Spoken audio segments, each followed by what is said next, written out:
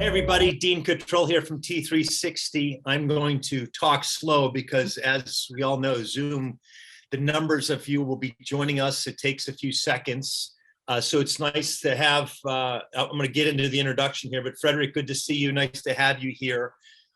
Today we have a great topic. One of the things that we continue to think about when you work with different brokerages and as you're out running your brokerage, or if you run a large team, constantly thinking about, what's the unique value proposition, or what do I do better than others, or how do I differentiate myself, and how do I not only feel like and know that I'm better or different in certain ways and unique in certain ways, but how do I then convey those messages to those in the marketplace, both to other agents, maybe to recruit and retain your agents, but also to those buyers and sellers in the market. So we are very fortunate to have on our team in a marketing position for T3, and also something that works and working directly with Frederick now. I've worked with Frederick. You and I worked on a number of projects for many months now, and had the pleasure of working with Frederick Herot. And Frederick, just a real background. We'll start, I guess, with the first slide, Frederick, and we'll kind of jump right in. So today's topic, and for those of you guys that are new to the T3 webinars, welcome. Thank you for joining us. My name is Dean Cottrill. I oversee the brokerage consulting division, and we do a lot of things. I encourage you, and we're going to talk at the end about specifically a program that we run. I see Brad sending some messages through the chat, so thanks. Hey, Brad, good to see you. I encourage everyone to send out messages in the chat, communicate if you have questions. We'll have time to do a Q&A. But this month's webinar, we do this every month. We actually bring together, either bring in a high-level person in a certain level, a certain position in the organization that could help you in certain areas of running a more efficient, more profitable organization. And today, in this month, as I mentioned earlier, I've got Frederick Herot with us. Frederick, one of the messages that we've worked on, and the one we're going to be talking about today and helping everybody out there, is how to amplify, and here's the title, amplify your organization's unique value proposition to recruit the best candidates. So one of the things, just give you a little background of our guest here. I say guest for this month's webinar, being Frederick. Frederick's got a very robust background in marketing, in working with anybody really on our T360 team has a tremendous background in whatever their specialty is, and they come in and work with our organization to help support our clients. Frederick's background is robust. I'll abbreviate it. He was the marketing director at Ravis, very large independent brokerage. He then went on to Weichert, and he ran the marketing department with Weichert. It had a lot to do with their efficiencies in running their online marketing and their lead generation systems and that whole network, so much so that Realtor.com brought Frederick in and said, you know what, I want you to come in and do that for us. So he actually was the marketing director for Realtor.com, and now he's working with us over here at T360. So Frederick, with that, I'm going to take a breath. Welcome. Glad to have you here. And then let's jump right into the presentation, because those that are new to this and those that are returning know that it's high value, and we want to try to keep this down to like a 20-minute presentation of something of high value. And of course, it's Q&A at the end. So Frederick, how are you, sir? Good to see you. I'm good, and thank you for inviting me. Everything I do with Dean seems to be successful, so I feel good about today. So we're talking about marketing initiatives and getting them to be fortified with your core message in them. And the reason I say that is because it's very easy when you're running a marketing department to just go with the exigencies of the day. So all of a sudden it's like, oh, you know what? Our listing presentation needs to be updated, or we're getting a new website, so we need to change our recruitment message there. Let's refresh that. Or our buyer's guide's out of date, so what are we going to do? And what tends to happen is, if you're running marketing and you need to get it done, it's like, can we have this Thursday? Yes. What did we do last year? Or we'll have marketing write something, or the web page came with these pages in it already, so we'll just run with those and we can fix it later. And all that is like, we'll get you somewhere quickly, but we're going to talk about like getting a little deep into really inculcating your culture and your value into the messaging that you're building. And the reason I see that as being important is that if you're on this call and you're a broker, first of all, I respect you, because I know it's not an easy job. There's a lot going on. You've got to be up and ready for anything. You've got all these mouths to feed. And at the same time, people have to like you. And I think if you look at any successful real estate company, it kind of started with the charismatic leadership. There was some vision there that people could identify with. And I think as the company grows, it may change generations, but they're still at the heart of it, something that made people come to the company in the first place. It was that thing that when there were 2 or 3 people building the company and they got excited, and then the first office, and then the first 5 offices maybe, and it continues to expand from there. What was at the heart that made people say, I want to go there? Because I know what it was for me. And I think we're going to try to get that for you too. In this exercise, we're going to start with a process where we take your existing marketing, set it aside for a moment, and kind of start over and see if everybody's on the same page at the top level. First of all, like, does all the leadership still have the same kind of brand identity in mind? What do we stand for? Why do people come to us? If they can agree on that, then we'll take it to another level and say, okay, leadership thinks that the reason people come to the company is because we have a caring attitude, or we have the best technology, or we are maybe more accessible than to our agents than others. We value whatever it is, those core values. If I was to survey the next level, a couple of your managers, would they say the same things? And if they did, then we take it even further and say, okay, you're all saying the same thing. This seems to be your value. Can you explain to me, what does that mean to somebody who's thinking of joining you, or a client who's thinking of listing with you? So it's that top to bottom layer level that we're going to try to go through today. And it's easy to say, this is what happens sometimes in a recruiting argument, and this is what we try to tear apart first.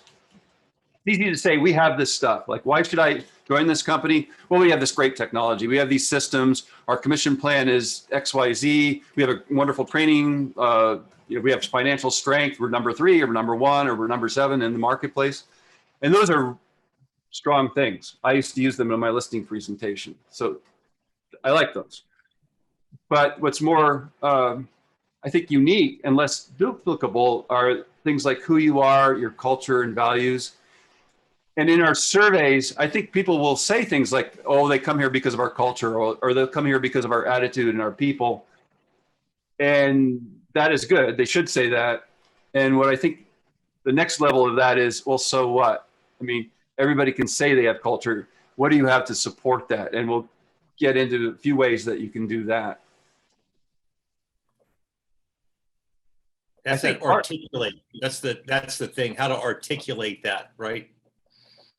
That's true, because you may have 7 people who have roughly the same thoughts, but they're all saying it a different way. And so that if you go to talk to different people in management, you might seemingly be getting different stories. So it's nice to get everybody on the same page. And Dean is a master at that. He's a master at taking 7 people in a room and converting their story into one solid message that everybody thinks that they wrote themselves. But at the bottom of this list, character and personality, I think if you ask people why they joined a specific company, or why they seem to want to stay there no matter how much the competition waves money in their face and says, come join us, it's the character and the personality, I think, that actually outweigh any of the stuff on the left. It outweighs the commission plan. It outweighs the technology that somebody else could buy to try to woo your agents from you with. I think because they can't duplicate your character. And probably everybody on this call has a completely different archetype, a completely different character, completely different mindset on how they do things. They probably have the same things, but they have just a little bit of personality that's different. And I'd say the first company I ever joined when I was getting my real estate company, my real estate license, everybody was looking at real estate as, this is where you go when you retire. This is where you go when you're an empty nester and your children are gone, and now you start your next career in real estate. And it was very kind of a homey business, I thought, in my small hometown. And then I joined William Pitt Realty. William Pitt was very corporate. They had an office in Stamford. They handled relocation. They talked in business terms. They wore great suits. And all of a sudden, they kind of stood out from everybody else. Not everybody could pull that off, but William Pitt could. And then it went from William Pitt to Ravis. William Ravis came into the marketplace where nobody knew him, and things were kind of quiet. You could go into a real estate office and you could hear the clock ticking, and people would have light conversation. And all of a sudden this brash person comes in and says, or at least bold person, and says, we're number one, we've got new technology, we're going to innovate everything, we're going to do everything different. And he turned the market upside down. So that was his personality. So let's take this in form of an exercise where we're starting to build a listing presentation. And how does that listing presentation match your personality? So let's say that your end goal is to have a perfect listing presentation. And if I put it in terms of an analogy of building a house, when it's all done, it kind of embodies what you were thinking. It has the character of the way you live built into the structure. But maybe if you just copied somebody else's listing presentation, it really wouldn't be you. People wouldn't really associate you with what you're saying or what you're presenting. And there may be some other alternatives and another way to express what you want to express that has nothing to do with the way somebody else would do it. So we're suggesting before, and I'll show you how we've been doing this with a few companies, is that before we start building marketing materials, we build a little bit of a plan and we try to put the architecture in there that's based on your core values. So we'll take you through kind of in an analogy of building a building, getting that plan together, building your foundation in terms of your core messaging, and then that produces some marketing materials that you can build with. And then you start to build a campaign that looks like something. While you're doing that process, it seems painfully slow in the beginning because you're actually slowing things down. You're asking different people in the organization for their opinion on what the core values are. You're going through some exercises where you're uncovering this at the manager level and getting some agents involved and maybe some customers. But that creates some building blocks that you can use for the rest of this. And so you may have been through a few of these examples with Dean, where he starts out asking a lot of questions, getting a lot of group involvement, having people send in what their interpretation is of the value statement for the company. And then it ultimately ends up being something that I can use in marketing. So foundationally, building from the ground up, the first thing that I would normally do is to just start with leadership and ask them a few questions. And I try to break them apart, like put them in separate cars so they don't talk to each other. Find out what it is that they think brings people to the company, makes an agent want to stay with the company, makes a client want to come, and put it down. We'll give some things to check off perhaps in here, but also some open-ended statements. Why is it that you think that agents are joining us? When that's done, we'll actually take that same survey and we'll send it out to managers, and we'll ask the managers the same question. What is it that you think is the central part of our company that makes people join? Why do the ones who have stayed here stay? What's special about us?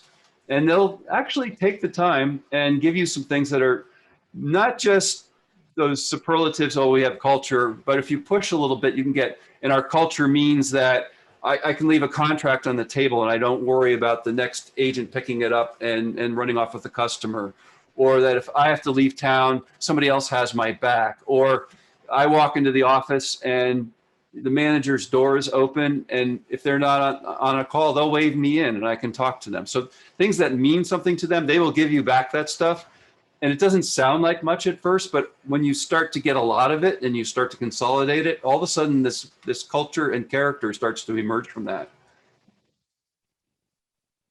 What I do, and it's kind of painstaking, but it's not that hard to do, is if I actually do an interview, especially now because everybody's gotten accustomed to Zoom, I will record every word and I will pay more attention to what they're saying versus writing it down. I'll get that recording, I will get it transcribed, and I use Otter AI for that, which is a software that's pretty inexpensive online, where you can just take a file and send it, gives you back a transcript.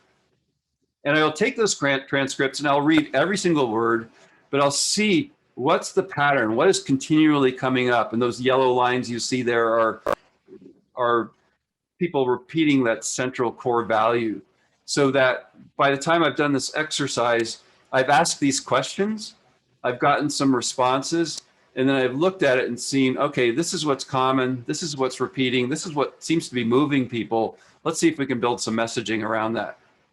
And that begins our foundation.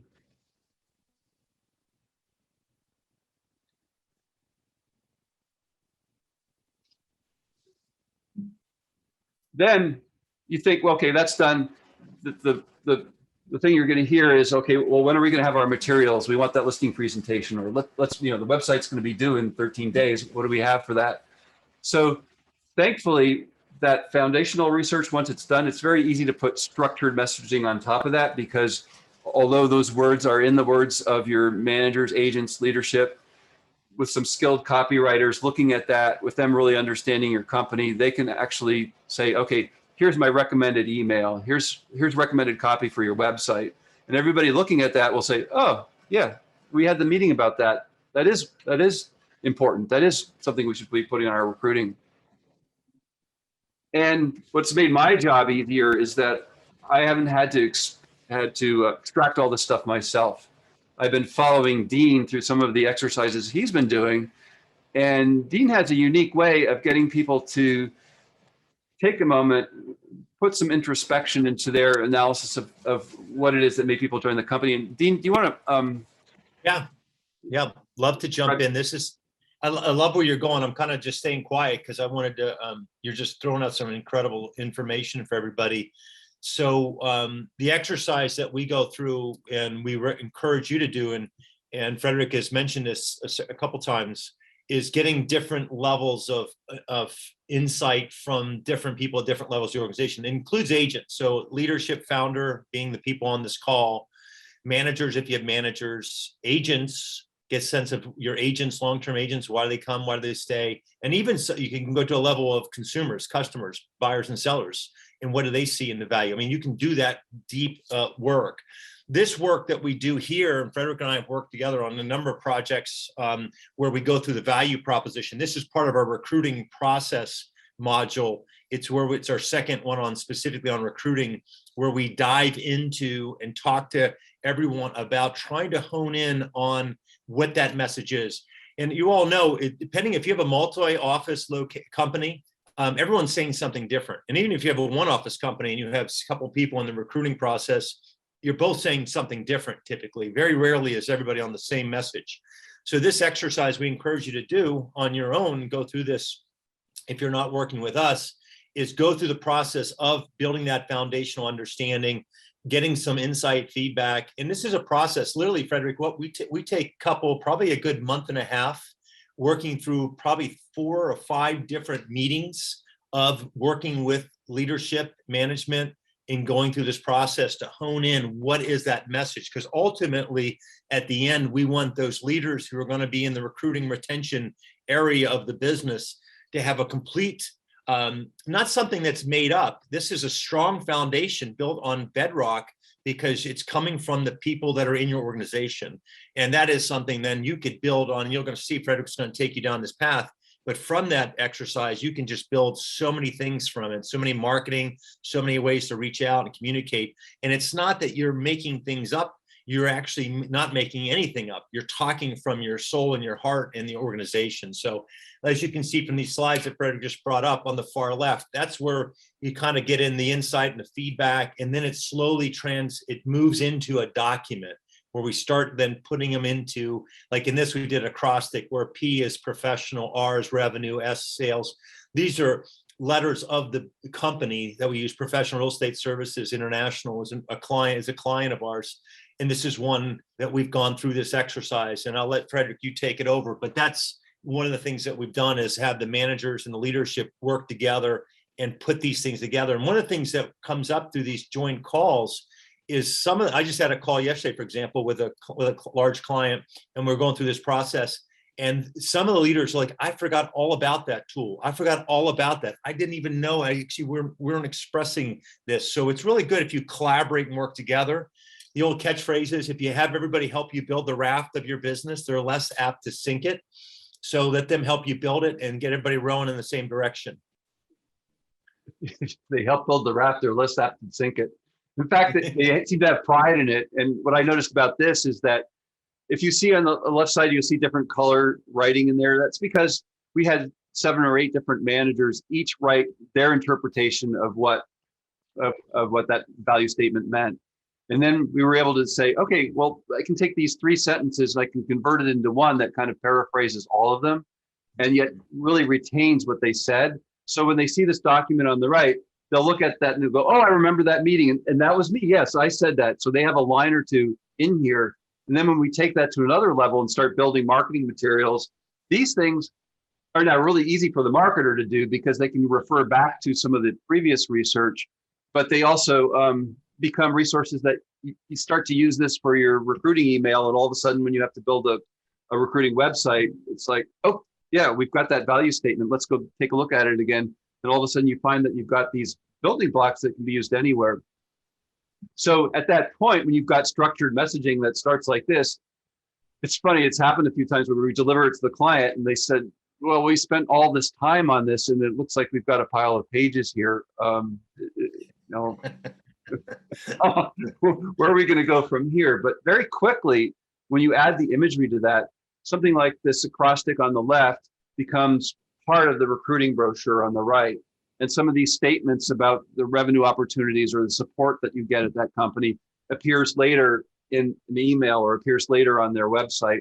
And all of a sudden for the marketer, it's not like looking at a blank page saying, okay, what are we going to say? You have this wealth of material to pull in. And every time you use it, you can go back to the team that helped you build it, which hopefully is many levels in your organization. And they look at it and go, yes, that's us. And we believe in it. And there's a nice effect with that. Mm-hmm. So that's what we did with this particular recruiting brochure. We've done it with other things as well. And now you have campaigns in market that hopefully everybody was involved in creating.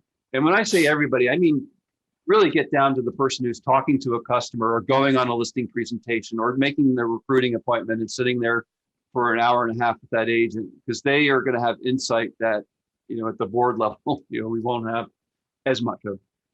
So now you have your finished product, the complete house as you were, but it came out of a structure that we start with surveying the managers, surveying leadership, getting it down to your most important people in the company and doing really deep explorations of why they said the things they said in the survey, translating that back into words, using Dean's acrostic. He has another exercise he does, which is the archetype.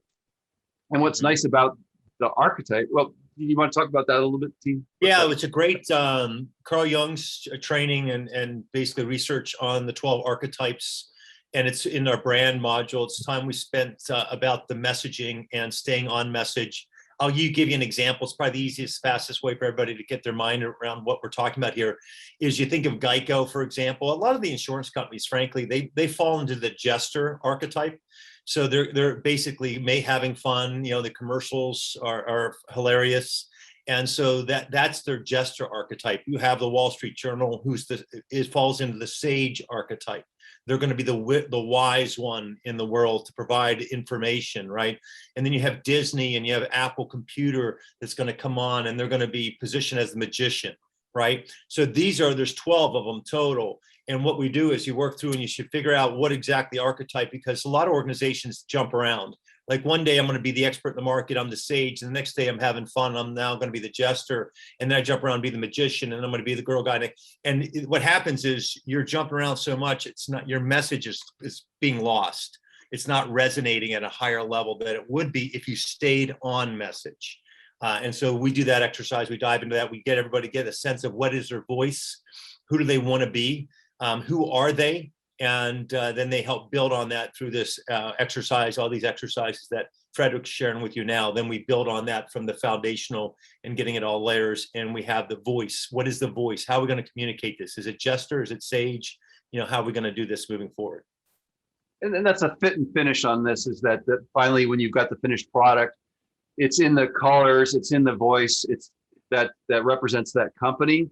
And so they're bold and boisterous, or they're subdued and serious. That'll actually shape the final messaging that we put out there. And so now you're at the end. You've got a finished piece. There's not anybody at least at the levels who participated in the organization who can't identify themselves in it. And that's where we wanted to go. It's a lot better than taking something off the shelf. Yeah, and this is something too. And guys, as I go through this next section here, and we talk a little bit about the Fellows Program for all those that are on the call, kind of give you an overview, because everything that Frederick shared with you, these are things you can do on your own in your business. They're also part of our Fellows Program. It's an MBA style leadership program for broker owners, leadership teams that are running brokerages, also large teams. We have some of the largest teams in the country and in Canada that have gone through and that are going through the program. So if you do run a large team, that's also, this is a fitting program for you as well. So Frederick, thank you so much on your overview. If you can go back one slide, I just want to hit some of this bullets and we'll go through this. So on the Fellows Program, it's just so you know the layout, it's a 12-month program. We start this every 6 months. The next one's going to start in March. So it's going to be the beginning of next year. We do live online module presentations, and we do also individual work with individual broker owners. Materials are supplied. We have an online system that we utilize called Canvas. It's 24/7. We have a lot of information that we provide to you in addition to the module work that we're going to be doing specifically on you and your business, and the one-on-ones on you and your business. We give you a lot of different either books that are specialized in that area or articles. We have quite a few Harvard Business Review articles that are pertinent to certain topics that we dive into. Individual consulting and support available throughout the program. We say we're part of your executive leadership team during the course of the 12 months. So not only do we work with our clients on these key areas of business, and they're foundational. We start with an overview or an audit of a business, and we provide complete benchmarks of that business.